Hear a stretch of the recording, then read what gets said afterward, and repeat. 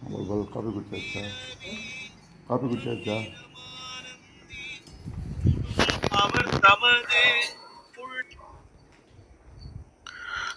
அனைவருக்கும் இனிய காலை வணக்கங்கள். ஓம் திருமூலர் திருவடிகள் போற்றி போற்றி. திருமந்திரம் 4ஆம் தந்திரம் 9வது அத்தியாயம் ஏரொளி சக்கரத்தில் 1264வது மந்திரம் என்று சிந்திக்க உள்ளோம். ஆத்மரோஜி மண்டலம் அப்படின்னு நமக்கு ஒரு புதிய கான்செப்ட, புதிய ஒரு பரிமாணத்தை இங்க சொல்ல வர்றதா நான் உணர்றேன். முதல் 6 சக்கரங்கள் இருக்கிறது எல்லாமே ஆதி ஐத்தாகிய பிரணவந்தம் தான். இது சக்தி தேவிக்கு உரியது. இதை நம்ம மேல இருக்கிற 4 சக்கரங்கள்னு நேற்று பார்த்த 10ல சூரியன், சந்திரன், தீ அண்ட் நால்மீன், இந்த 4 கூட அவ சேர்க்கும் போது அவை ஆத்மஜோதி அப்படின்னு மண்டலம் அப்படின்னும் நமக்கு ஒரு மண்டலம் தோன்றுகின்றது அப்படின்னு ஒரு புது விஷயத்தை சொல்ல வருவதாகவே நான் உணர்கின்றேன். மிக்க நன்றி. பாருங்க ரத்னகுமார் ஐயா, வணக்கம். நன்றிங்க. திருச்சிற்றம்பலம். திருமூலர் திருவடியில் போற்றி போற்றி. திருமூலரின் திருமந்திரத்தில் ஏரொளி சக்கரம் அத்தியாயத்தில் பாடல் 1264 பார்த்துக் கொண்டிருக்கின்றோம். பாடல் முடிக்கின்றது.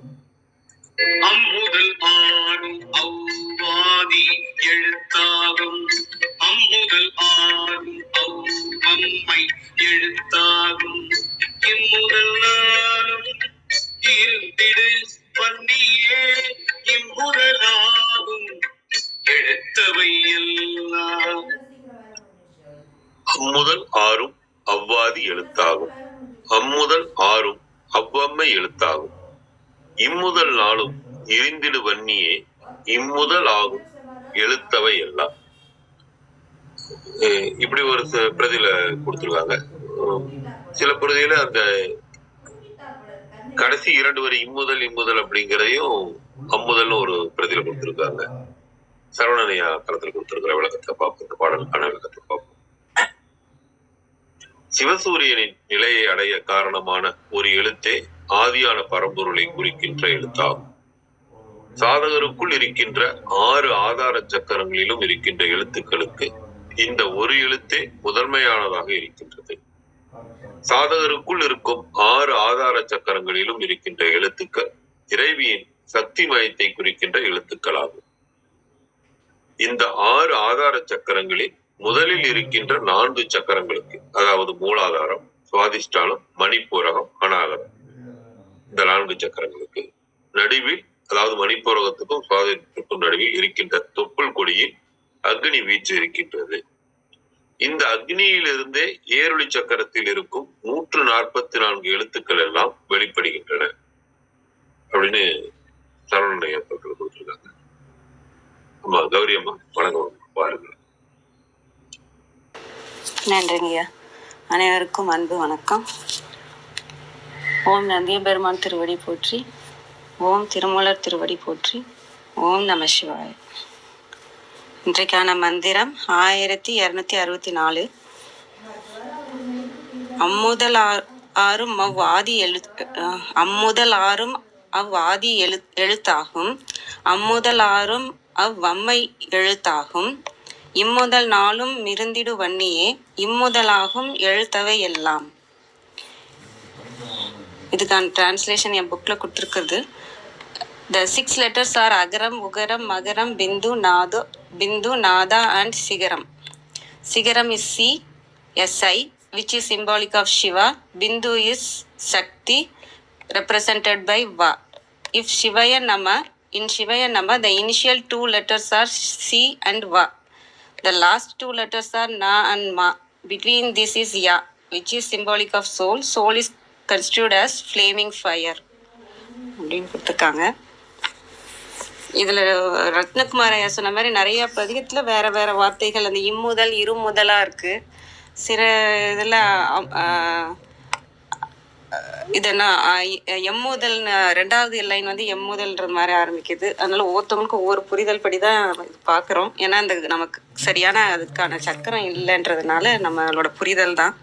இதை நான் சாதாரணமாக அது அப்படியே படித்து எப்படி புரிஞ்சிக்க முடியுதுன்றது தான் நான் பார்க்குறேன். அம்முதல் ஆறும் அவ்வாதி எழுத்தாகும். அகரம் முதல்ல, அதாவது ஆல இருந்து அந்த 6 ஆதாரங்கள், முதல் 6 ஆதாரங்களுமே ஆதி எழுத்தாகும். ஆதினா என்ன, பிகினிங்ல இருந்தே இருக்கு, முதல்ல இருந்தே, அந்த உலகம் தோன்றிய காலத்துல இருந்தே இல்லையா. அதுதான் நான் இங்க பாக்குறேன். இப்ப இது உருவாக்கப்பட்டது இல்லை. நீங்க அது எப்பயுமே நம்ம உடம்புல எல்லாருக்குமே சரி, எப்பயுமே அது தொடக்கத்துல இருந்தே வந்த விஷயம். நான் சொல்றேன், அது எழுத்துங்கிறப்ப அந்த பீஜ மந்திரங்களா பார்க்கலாம். இப்ப என்னோட புக்ல வந்து சிவய நம்ம அந்த எழுத்துன்னு பாக்குறாங்க. அது மாதிரி ஒவ்வொரு என்ன மாதிரி பார்க்கலாம், இல்ல நம்ம அந்த எழுத்தாவே பார்க்காம அது ஒரு சிப்பு, ஒரு பேட்டரி மாதிரியும் நீங்க பார்க்கலாம். 6 ஆதாரத்துலயும் என்னென்ன அந்த இயக்கம் என்ன எப்படி இருக்குமோ அதுக்கான எழுத்தாக அது வந்து ஆதியில இருந்தே இருக்கு அப்படின்றத நான் பாக்குறேன். அம்முதலாரும் அம்மை எழுத்தாகும். இங்க அந்த ஆறும் அம்மையோட எழுத்துன்னு நம்ம எடுத்துக்கலாம். இன்னொரு இது வந்து என்ன, இந்த ஃபியூச்சர், அதாவது இப்ப ஆதியிலயும் அதுதான் இருக்கு, இனி வர பிறப்புகளுக்கும் அந்த அம்மை இம்மை அந்த மறுமைக்கு அந்த இது மீனிங் பார்த்துருக்கோம் இல்லையா. அதுபடி பார்த்தா இனி வர ஆதிலையும் அப்படிதான் இருக்குன்னா இப்ப இல்லையா, இனியும் இருக்காதா அப்படின்ற மாதிரி இல்லாம அப்பயும் அதுதான் அது இருந்தது, இப்பயும் இருக்கும், இனி வர காலத்துக்கும் அதுதான் இருக்கும். அந்த அந்த சிப்பு தான் எல்லா 6 ஆதாரங்களா எல்லா உயிரினங்கள்லயும் அதுதான் இருக்கும். அது எப்பயுமே இருக்கிற ஒரு விஷயம்தான் அப்படின்னு சொல்ற மாதிரி நான் பாக்குறேன். இல்ல அத சக்தி தேவி அம்மை எழுத்தாகணும், சக்தி தேவியோட எழுத்தாக 36 தத்துவம் நம்ம உடம்புன்னு வந்துட்டாலே அது சக்தி தேவி தான். அது நீங்க அது ஆதாரத்துல மட்டும் எடுத்தாலுமே அதுவும் அம்மை எழுத்தாகுன்றதையும் நம்ம பார்க்கலாம். இம்முதல் நாளும் இருந்திடும் வன்னியே. இங்க இம்முதல்னு பாக்குறது இம்மனைனா என்ன, மூலாதாரம் பூமி அப்படின்னு பார்த்தோம் இல்லையா. அப்ப இம்முதல் அந்த மூலாதாரத்திலிருந்து 4 இருந்திடும் வன்னியே. மூலாதாரத்துல இருந்து 4 ஆதாரம் வரைக்கும், மூலாதாரம், சுவாதிஷ்டானம், மணிப்புரகம், அநாகதம், இந்த 4 வரைக்கும் இருக்கிறது வந்து நம்ம பொதுவா என்ன சொல்லுவாங்கன்னா அக்னி மண்டலம்னு சொல்லுவாங்க. அக்னி மண்டலம்ன்றது இப்ப குண்டலினி சக்தி இது வரைக்கும் அநாகத வரைக்கும் நமக்கு ஏறிச்சுன்னா அது வந்து அக்னி குண்டலினி. அநாகத்துக்கு மேல ஆக்னியா வரைக்கும் மேல ஏறுதுன்னா அது சூரிய குண்டலினி. சூரிய மண்டலத்துல வர குண்டலினி சக்திக்கு பேர் சூரிய குண்டலினி. அதுக்கும் மேல போறது சந்திர குண்டலினி இல்ல சந்திர அக்னி. அதுக்கும் மேல போச்சுன்னா அது துரிய அக்னி. அது மாதிரி அந்த குண்டலினி சக்தி மேல போக அதோட பேரோ அது எந்த இடத்துல இருக்குன்னு சொல்ற மாதிரி அதை நான் புரிஞ்சுக்கிறேன். இப்ப வந்து இதுல வந்து அந்த ஃபர்ஸ்ட் 4ல வந்து இருந்திடும் வன்னியே அதான் அக்னி மண்டலமா இருக்குன்றத சொல்றாங்க. அதுல இருந்து இம்முதல் ஆகும் எழுத்தவை எல்லாம், இதுல இருந்து என்னென்ன எழுத்துன்னு இருக்கோ, நம்ம ஒரு சிப்புன்னு பாக்குறோம்னு வச்சுக்கோங்க, எங்கெங்கெல்லாம் சிப்புன்னு இருக்கோ அங்கங்கெல்லாம் சக்தி போகும்போது அது எல்லாமே வந்து இயக்கத்துக்கு வரும், ஆக்டிவேட் ஆகும். அது இந்த 6 எழுத்து தான், இந்த இதுதான் இல்லை, மற்ற எந்தெந்த எழுத்துக்கள் 114 எழுத்துக்கள் சொல்றாங்க, 51 அக்ஷரங்கள் சொல்றாங்க, அந்த இதழுக்களுக்கான எழுத்துக்கள்லாம் இருக்கு, ஒவ்வொரு தாமரைக்கான எழுத்துகள் இருக்கு, அந்த தாமரைக்கான இதழ்களுக்கான அக்ஷரங்கள் இருக்கு. அது மாதிரி எல்லா எழுத்துக்களுக்கு எழுத்தவை எல்லாம் சொல்லிட்டாங்க. இல்லை இந்த 6 இதையும் சொல்லலாம். எல்லாத்துக்குமே வந்து குண்டலினி சக்தி தான் காரணம். அதை மேலே ஏற்ற நம்ம அது எல்லாமே இயக்கத்துக்கு வரும் அப்படிங்கிறத நான் இதில் புரிஞ்சுக்கிறேன். ஆனால் நம்ம இதில் இருந்து கற்றுக்கிறதுன்னு என்ன பார்த்துக்கோன்னா இதே விஷயந்தான் எல்லா முறையிலையுமே நமக்கு இருக்குது இல்லையா. எல்லா யோக முறையிலுமே இந்த ஒவ்வொரு ஆதாரங்களாக தாண்டி போகணும், அங்கே குண்டலினி சக்தி ஏற்றப்படணும். இந்த முறையில் வந்து நம்ம நாத பிந்துவால் அந்த அக்னி சக்தியை மேலே ஏற்றிட்டு போகிறோம் அப்படிங்கிறது தான் நான் பார்க்குறேன். அனைவருக்கும் நன்றி. நன்றி கௌரி. தியாகராஜன் ஐயா பாருங்க.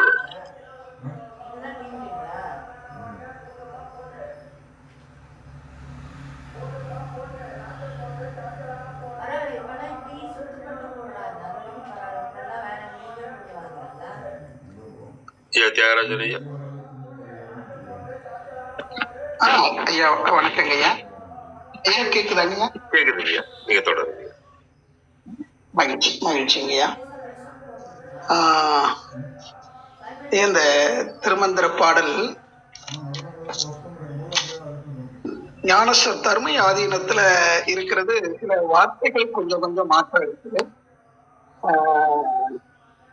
இருந்தாலும் அந்த பாடலை வாசிக்கட்டுமா அல்லது ஐயா தளத்துல உள்ளது மாதிரி? நீங்க உங்க பிரதியில இருக்கிறத வாசிங்க. நிறைய பிரதியில மாறி மாறி நானும் சொன்னேன், கௌரி அம்மாவும் சொன்னாங்க. இரண்டாவது வரி அம்முதல்னு இருக்கு, சில இதுல எம்முதல் இருக்கு.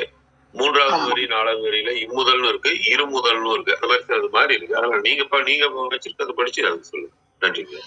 சரிங்க, நன்றிங்க, நன்றிங்கய்யா. ஓம் திருமூல திருவடிகள் போற்றி. அவையோர் அனைவருக்கும் பணிவன்பான வணக்கங்கள், வாழ்த்துக்கள். 4ஆம் தந்திரத்துல மந்திரம் 10, அதாவது அதிகாரம் 9, ஏரொளி சக்கரத்துல மந்திரம் 10. அம்முதல்லாரும் அவ்வாதி எழுத்தாகும்,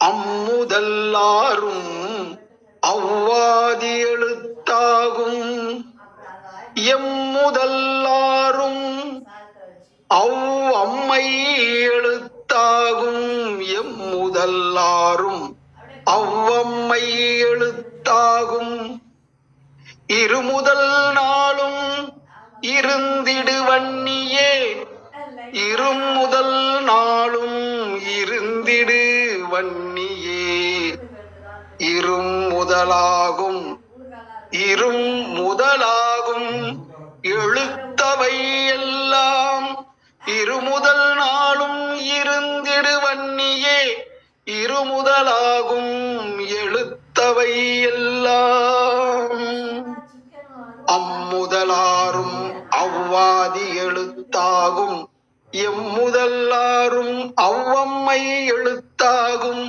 இருமுதல் நாளும் இருந்திடு வன்னியே, இருமுதலாகும் எழுத்தவை எல்லாம். அன்பானவர்களே, இருமுதல் நாளும் இருந்திடு வன்னியே, அந்த மூலாதாரத்துல குண்டலினி சக்தியில எல்லாமே அடக்கம். அதாவது நிலத்துக்குள்ளதான் நீரு, நெருப்பு, காற்று, ஆகாயம் எல்லாமே அடங்கி இருக்கு. அந்த குண்டலினி மகாசக்தி அதற்குள்ள அடங்கி இருந்த அந்த எழுத்து எது என்று பார்த்தா எல்லாமே ஆதியில இருந்த எழுத்து தான். இன்னைக்கு மலர்ச்சி பெற்று வந்திருக்குது. நிலம், நீர், நெருப்பு, காற்று, ஆகாயம்னு அந்த பஞ்சபூதங்களாக மலர்ச்சி அடைந்தாலும் அவற்றையெல்லாம் அறிந்து கொள்ளக்கூடிய தன்மையில அந்த இறைநிலையே அறிவாக இருந்து செயல்பட்டு கொண்டிருக்கிறது. அந்த நல்ல உண்மையை நாம் தெரிந்து கொள்ள வேண்டும். இந்த ஆகாசம்தான் அனைத்துமாகி வந்திருக்கு. அந்த ஆகாசத்துக்கும் மூலமாக இருந்தது அந்த பிரணவம் என்று சொல்லப்பட்ட ஒரு அற்புத பொருள். அந்த பொருள் இல்லைன்னா ஆகாசம் கிடையாது, ஆகாசம் இல்லைன்னா இந்த காற்று, நெருப்பு, நீர், நிலம் என்பதெல்லாம் கிடையாது. எல்லாமே எதுல அடக்கம் இருந்தா அந்த ஆதியில தான் அடங்கி இருந்தது. ஆதினா அந்த இருப்பு, சிவம், அதுக்குள்ள அடங்கி இருந்தது. எழுச்சி அடையும் போது அது சக்தியாக வெளிப்படுகிறது. அந்த சத்திய பொருள், நித்திய பொருள், மெய்ப்பொருள்.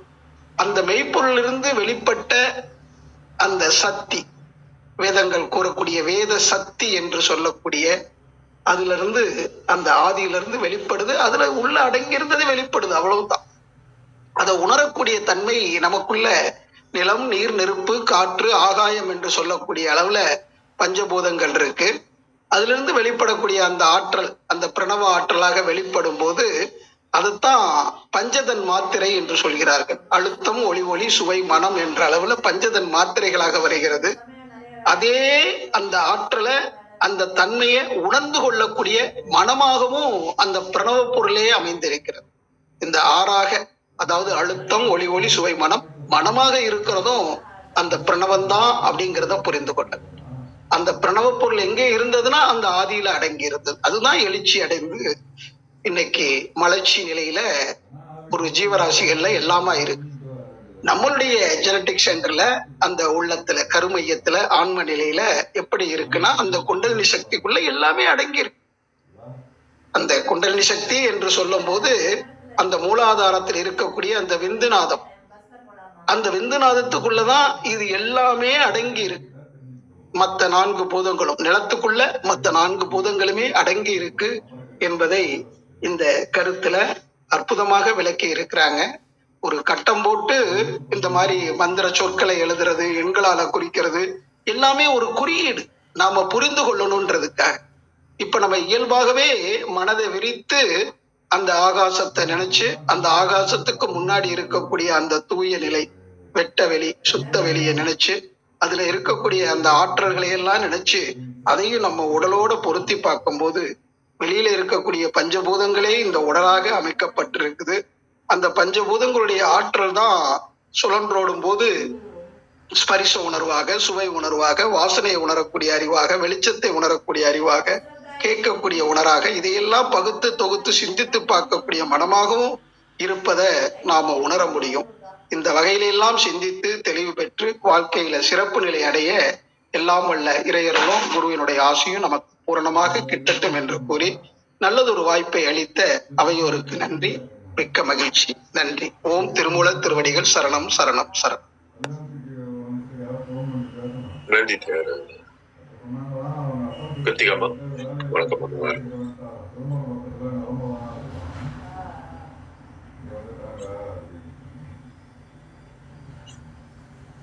அனைவருக்கும் காலை வணக்கம். இன்றைய மந்திரம் நிறைய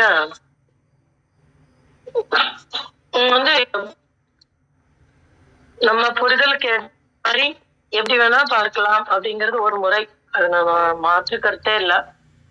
ஆனா ஒரு அடிப்படை பத்தடி இருக்கணும், அந்த அடிப்படை தன்மை இருக்கணும். அத அவர் எல்லா விதமாவும் நமக்கு சொல்லி தருவார். அத அவர் சொல்லாதது இல்ல, அவர் சொல்லாதது இல்ல, நம்ம புரிந்து சொல்லாததுன்னு எதுவுமே இல்ல, புரிந்து கொள்ளாததுதான் இருக்கும் அப்படிதான் நம்ம புரிஞ்சுக்கணும். அது இல்லைன்னு ஏன்னா நம்மளுடைய போதாமை நிறைய இருக்கும். அப்படி பார்க்கும்போது இந்த பாட பேதங்கள் எல்லா இடத்துலயும் இருக்கும்.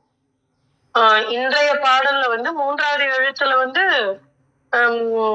2வது வரியும் சரி, 3வது வரியிலும் சரி சில பாட பேதங்கள் இருக்கு. அது அந்த பிரதியில இருந்து இருக்கு. ஆனா இந்த பேதம் எங்க இருக்கு அப்படின்னு நீங்க பாத்தீங்கன்னா பின்னாடி வந்த இதுலதான் இருக்கு. முதல் பாடபேதம் எதுல இருக்குன்னா 3வது வரியில மாத்திரம்தான் இருக்கு. ஆனா பின்னாடி வந்த பிரதிகள்ல பாத்தீங்கன்னா 2வது வரியிலும் சரி 3வது வரியிலும் சரி பாடபேதம் இருக்கு. இது எதுக்காக வந்தது, இது தவறா அப்படின்னா இல்ல.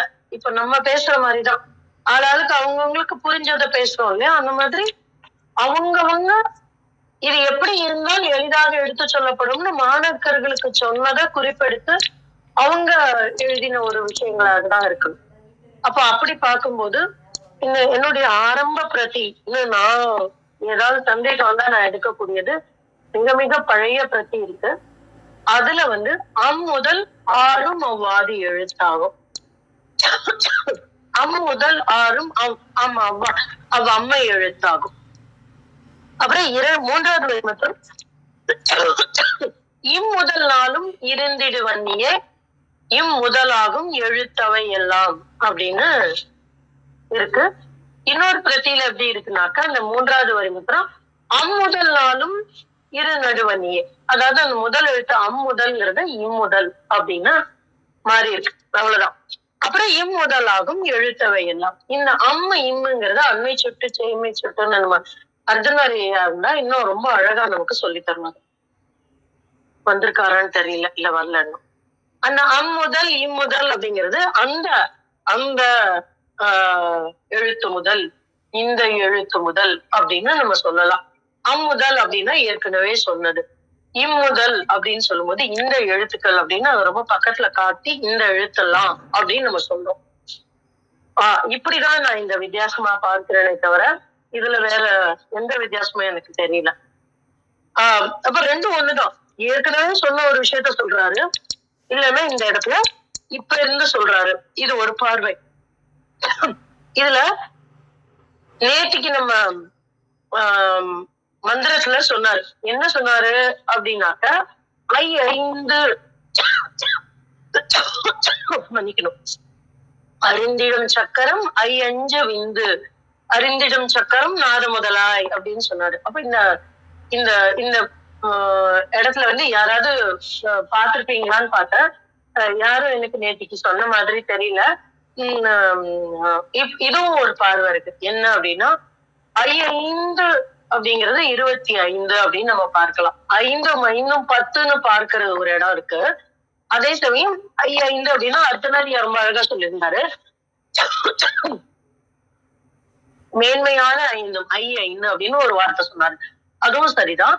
ரெண்டாவது, இதை நான் எப்பவுமே சொல்லியிருக்கேன், எதுனாலும் ஒரு விஷயத்த அப்படி பார்க்கணும், இந்த மாதிரி நான் பார்க்கிறேன் அப்படிங்கிற தெளிவு வந்து நமக்கு தெளிவா இருக்கணும். அப்ப நாம் இந்த இடத்துல வந்து நம்ம சக்கரத்தை பார்க்கணும். சக்கரம் என்பது என்ன அப்படின்னா, புறமாக இருக்கக்கூடியது, வழிபடத்தக்கது, மனிதனை கிரியையிலிருந்து உள்ள யோகத்தை நோக்கி திருப்பக்கூடியது. இதுதான் இந்த இடத்துல ரொம்ப முக்கியமான ஒரு விஷயம். அப்போ இந்த இடத்துல அவரு ரொம்ப ஒரு அடிப்படைய சொல்றாரு. எப்படி அந்த சக்கரத்தை எங்கனும் நிறுவுவது அப்படிங்கிற ஒரு இடத்த சொல்றாரு. இந்த இடத்த விட்டுட்டோம்னா நம்மளால இன்றைய பாடலை புரிஞ்சுக்க முடியாது.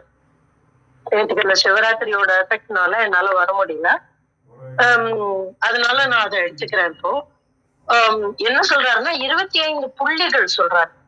அந்த அந்த 25 புள்ளிகளை எப்படி இணைக்கணும், அந்த இணைத்த இடத்துல எங்கனும் எழுத்துக்களை நிரப்ப வேண்டும். இது எதுக்கு நமக்கு அப்படின்னா, உள்ளும் புறமுமாக கிரியைகளை நிகழ்த்துவதற்கு. இதுதான் இந்த இடத்துல ரொம்ப முக்கியமான ஒரு விஷயம்.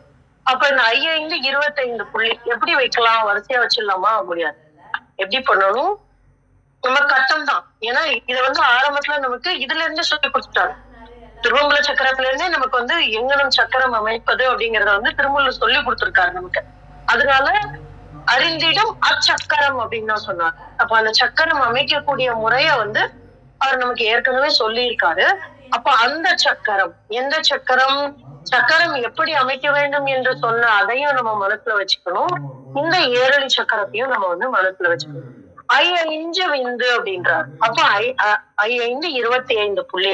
அப்ப நம்ம வரிசையா புள்ளி கோலம் வைக்கிற மாதிரி 1 2 3 4 5 அப்படின்னு நம்ம வந்து நீங்க வச்சு பாருங்க. 1 2 3 4 5 புள்ளி 5 வருஷம் அப்படிங்கிற மாதிரி கணக்கு வைங்க. 5 புள்ளி 5 வருஷம் கோலம் போடுறவங்களுக்கு தெரியும். அத வந்து நேர் கோட்ல இணைக்கும் போது கட்டங்கள் ஓடக்கூடிய ஒரு சக்கரம் அமையும். அப்ப அந்த சக்கரத்தை நம்ம மனசுல வச்சுக்கலாம்.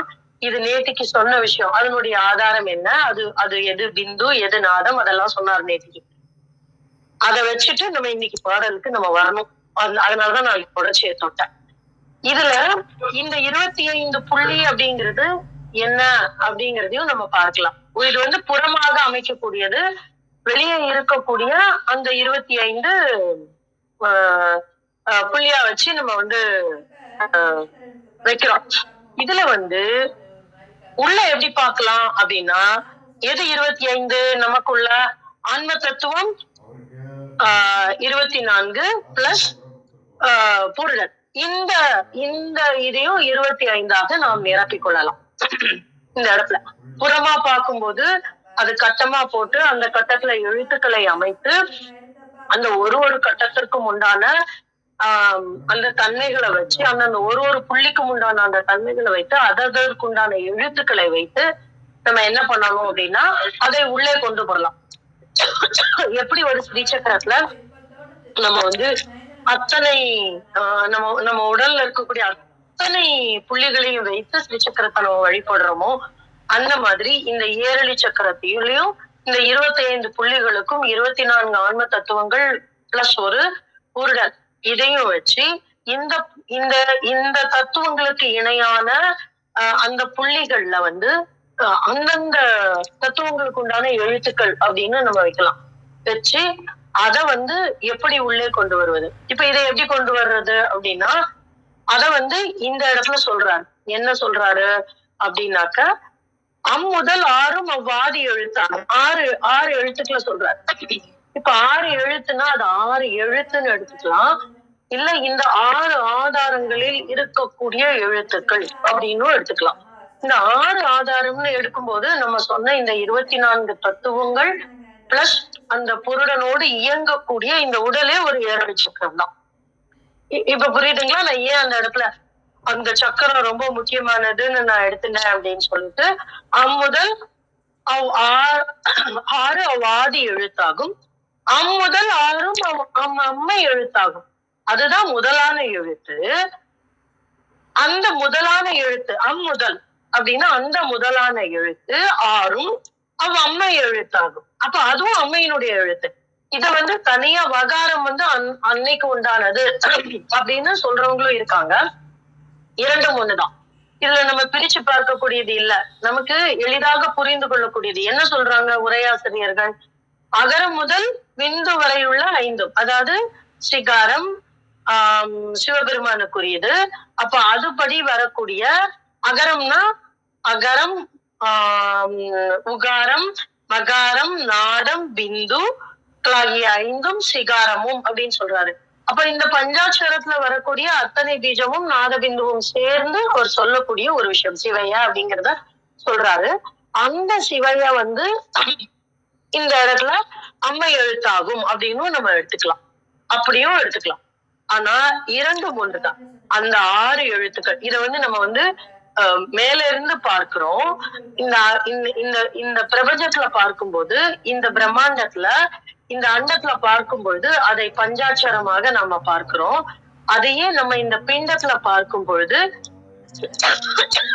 எப்படி பார்க்கிறோம் அப்படின்னாக்க, நம்முடைய ஆதாரங்களில் உரையக்கூடிய அந்த எழுத்துக்கள் அப்படின்னு நம்ம பார்க்கலாம். அது எல்லாமே அம்மையினுடைய எழுத்து. அப்படின்னா என்ன அர்த்தம் அப்படின்னா, சக்தியினுடைய எழுத்து. எது சக்தி? இந்த உடலை இயக்கக்கூடிய இந்த ஆன்மா. அது இல்லைன்னா முடிஞ்சு போச்சு இல்லைங்களா? இந்த உடல்ல இந்த ஆன்மா இருக்கிற வரைக்கும் தான் இந்த உடலுக்கு ஒரு தன்மை, மரியாதை. இல்லைன்னா அதுக்கு பேரு வேறு. அவரே சொல்லுவாரு, பேரு பிணம் என்று பெயரிட்டு அப்படின்னு சொல்லி முன்னாடி மந்திரத்துல சொல்லி இருப்பாரு. நமக்கு முன்னாடி முதல் அதிகாரத்திலேயே சொல்லி முடிச்சிடுவாரு. சோ அந்த மாதிரி இந்த 6 ஆதாரங்களிலும் இருக்கக்கூடிய அத்தனை செயல்பாடுகளும் அம்மையினுடைய எழுத்தாகும். அப்போ அதெல்லாம் சக்தி எழுத்துக்கள் அப்படின்னு எடுத்துக்கலாம். அம்மை அப்படிங்கும் போது இந்த இடத்துல சக்தி தான். முதல் நாளும் இரு நடுவன்னியே அப்படின்றாரு. அப்போ முதல் நாளும் அப்படின்னு பார்க்கும்பொழுது இந்த இடத்துல நம்ம இரு நடுவன்னியே அப்படின்னா இந்த 2 வன்னிகளுக்கு நடுவில் இருக்கக்கூடிய நடுவன்னி அப்படின்னா என்னது? சூரிய சந்திர மண்டலங்களுக்கு இடையே இருக்கக்கூடிய நடுவே இருக்கக்கூடிய சுழுமுனை சுவாசம், அந்த அந்த அந்த நெருப்பு அப்படின்னு நம்ம எடுத்துக்கலாம். இரு நடுவன்னியே அப்படிங்கிறதுக்கு நம்ம அந்த அந்த ஒரு பொருள் எடுத்துக்கலாம். அதற்கு பிறகு என்ன சொல்றாரு? இம்முதலாகும் எழுத்தவை எல்லாம் அப்படின்னு சொல்றாரு. அப்ப இந்த இடத்துலயும் முதலாகும், இந்த முதலாக இருக்கக்கூடிய அத்தனை எழுத்துக்களும் எதனால் உயிர் பெறும் என்றால் இந்த இரு நடு வன்னியின் மூலமாக உயிர் பெறும். இப்படி பார்க்கும்போது நம்ம உள்ள இருக்கக்கூடிய அத்தனை விஷயங்களையும் நம்ம சக்கரமா பாத்துடலாம். இப்போ இந்த 24 ஆன்ம தத்துவங்கள் பிளஸ் ஒரு புருடனோட சேர்த்து இந்த 6 ஆதாரங்களில் இருந்தும் இயங்கக்கூடிய அந்த எழுத்துக்களுக்கு சக்தி அளிப்பது அம்மையினுடைய அருள். அதுதான் சக்தி எழுத்துக்கள். அதுதான் அந்த இதழ்களினுடைய இயக்கம். அது எங்கனம் இயங்கும் என்றால் இந்த இரு நடுவன்னியின் மூலம். அந்த முதல் நாளும் அப்படிங்கிறதுனா அந்த மூலாதாரத்தில் இருந்து, ஏன்னா 4 இதழ்களில் இருந்து கிளம்பக்கூடிய அந்த சுழுமுனை சுவாசம், அதுதான் இரு நடுவன்னி, அந்த நடுவுல இருக்கக்கூடியது. இம்முதலாகும் எழுத்தவை எல்லாம். அப்ப இது எல்லாவற்றிற்கும் முதலாக நிற்கக்கூடியது எது? எல்லாம் எது என்றால் அதை இயங்க செய்வது எது என்றால் சுழுமுனை சுவாசம். இதை நம்ம முன்னாடியே பார்த்திருக்கோம். ஏன்னா எல்லாமே இருக்கு. யாருக்கு இயங்கும்? இந்த சுவாசம் இயங்க ஆரம்பிக்கும் பொழுதுதான் இயங்க ஆரம்பிக்கும். இது உள்ள பார்க்கிற விஷயம். இது எல்லாருக்கும் நடக்குமா அப்படின்னு கேட்டா நடக்காது. ஏன்னா நம்ம உள்ள கொண்டு போறதுக்கு ஒரு கருவி வேணும் நமக்கு. எப்படி ஒரு கோவிலும் தெய்வங்களும் தீபாராதனையும் சரியையும் நம்மை கிரியை நோக்கி இட்டு செல்லுமோ, அந்த மாதிரி கிரியை என்பது யோகத்தை நோக்கி இட்டு செல்லக்கூடிய பாதை. அப்ப அதுக்கு என்ன பண்ணணும்? இதுதான் பண்ணணும். கட்டம் வரைஞ்சி அந்த கட்டத்துக்குள்ள எழுத்துக்களை வச்சு அந்த எழுத்துக்களை நம்முடைய அன்ன தத்துவங்களோடு ஒப்பிட்டு அதற்கு உண்டான பீஜங்களோடு கொண்டு நாம அதை வழிபட துவங்கும் பொழுது உள்ளே இருக்கக்கூடிய ஒவ்வொரு புள்ளியும் துலங்க ஆரம்பிக்கும். அது அடுத்த இதுல சொல்லுவாரு அவரு, எழுத்தவை 100 44 அப்படின்னு திருப்பி கொண்டு வருவாரு. ஆக அவர் சொல்லாத விஷயம் கிடையாது. நமக்கு புரியல, நமக்கு புரிஞ்ச மாதிரி நம்ம ஒரு இடத்துலயும் நம்ம புரிஞ்சுக்கிறோம். அப்போ இந்த இடத்துல அவர் சொன்னது உள்ளும் புறமுமாக இருக்கக்கூடிய சக்கரத்தை சொல்றாரு. அந்த சக்கரம் எங்கனம் அமைய வேண்டும்ங்கிற ஒரு அடிப்படைய நேத்து பாடல்ல சொன்னாரு. அந்த பாடல்ல அந்த எழுத்துக்களுக்கு அப்ப அந்த சக்கரம்னு வச்சுட்டோம்னா, அந்த கட்டம் போட்டுட்டோம்னா அதுக்குள்ள எழுத்து வைக்கணும்.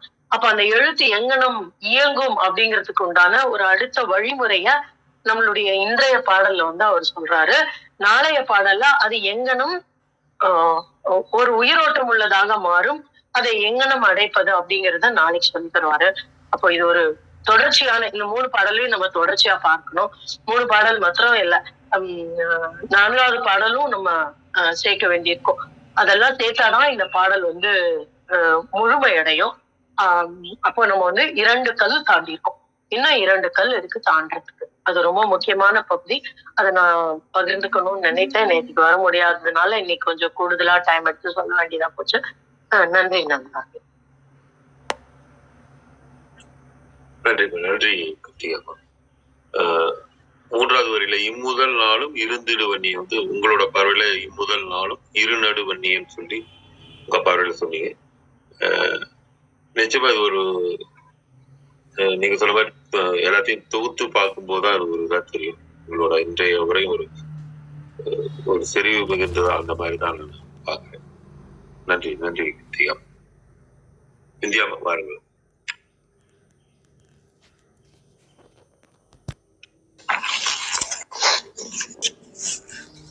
அனைவருக்கும் வணக்கம்.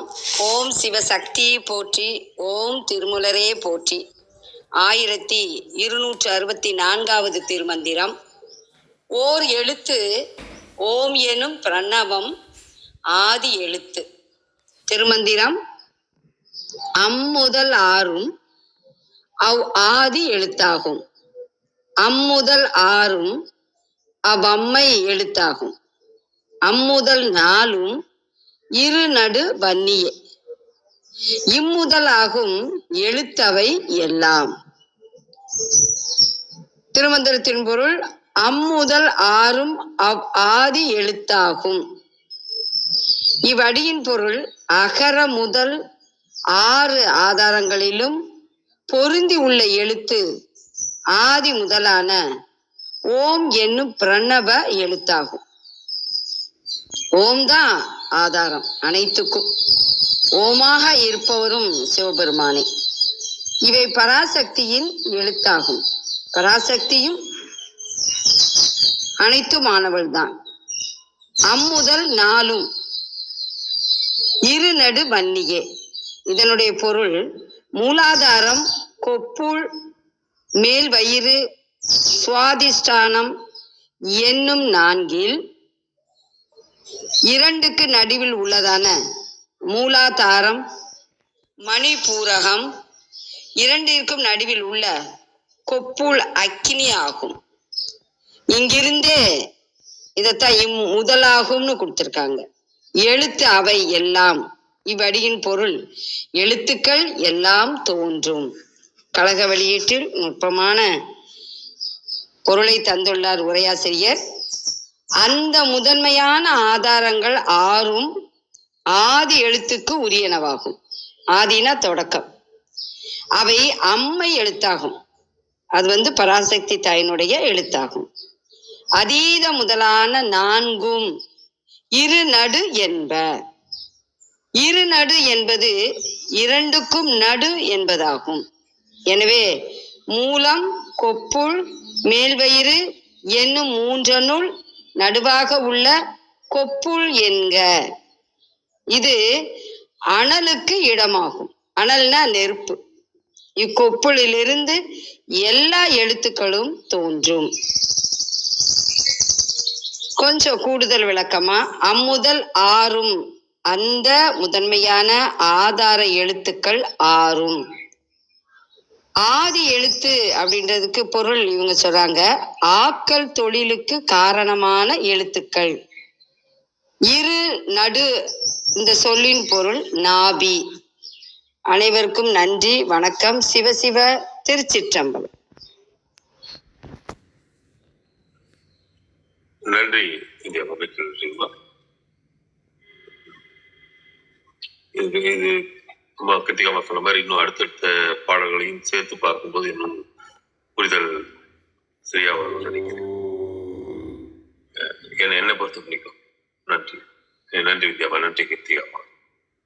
நேரப்படுத்தி நிறைவு செய்துள்ளோம்.